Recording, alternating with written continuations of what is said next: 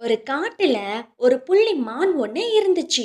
தான் ரொம்ப அழகா இருக்கேன் அப்படின்னும், தன்னோட தோல் ரொம்ப அழகா இருக்கு அப்படின்னு ரொம்ப பெருமையா நினைச்சுக்கிட்டு இருந்துச்சு. ஒரு நாள் வழக்கம் போல அங்க இருக்கிற புல்லெல்லாம் மேய்ஞ்சுக்கிட்டு இருந்துச்சு.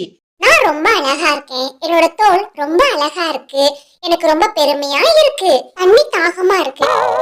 ஆத்துக்கு போய் தண்ணி குடிக்கலாம்.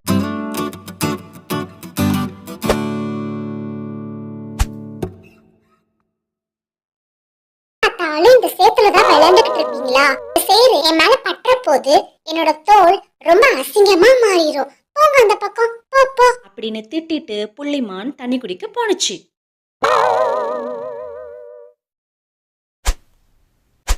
அன்னிங்க ரொம்ப சந்தோஷமா சேத்துல விளையாண்டுட்டு இருந்தாங்க. மான் தண்ணி குடிச்சிட்டு திரும்ப வரும்போது, என்ன தூரத்துல ஏதோ ஜீப்பு வண்டி நிக்கிற மாதிரி தெரியுது. கிட்ட போய் பார்க்கலாம். ஏய், இன்னைக்கு இந்த புள்ளிமான நம்ம புடிச்சே ஆகணும். இந்த புள்ளிமான புடிச்சிட்டு போய் நம்ம பாஸ் கிட்ட கொடுத்தா அவரு நமக்கு நிறைய பணம் கொடுப்பாரு. சீக்கிரம் இந்த புள்ளிமான் இந்த காட்டுல எங்கேயாவது இருந்தா புடிச்சிட்டு போலாண்டா. இவங்க பேசிட்டு இருக்கிறத இந்த புள்ளிமான் கேட்டுருச்சு. ஏய், அந்த மான் ஓடுது பாரு, சீக்கிரம் போய் புடிங்கடா துரத்தி.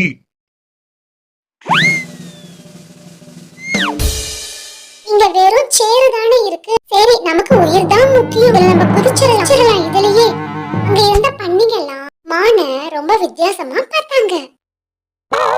மான் அங்க இருக்கிற சேரெல்லாம் பூசிக்கிட்டு அப்படியே நின்னுட்டு இருந்துச்சு. ஓஹோ, உன்னை துரத்திட்டு வந்தாங்கன்னு தான் நீ சேத்துக்குள்ள விழுந்துட்டியா? பாத்தியா, உன்னோட அழகான தோளால நீ மாட்டிருப்ப. எங்க சேர பூசினதுனால நீ தப்பிச்சிட்ட. என்ன மன்னிச்சிடுங்க நண்பர்களே, நான் இனிமே உங்களை குறை சொல்ல மாட்டேன் அப்படின்னு மான் சொன்னுச்சு. நாம யாரையுமே குறை சொல்லி பேசக்கூடாது. Like and share.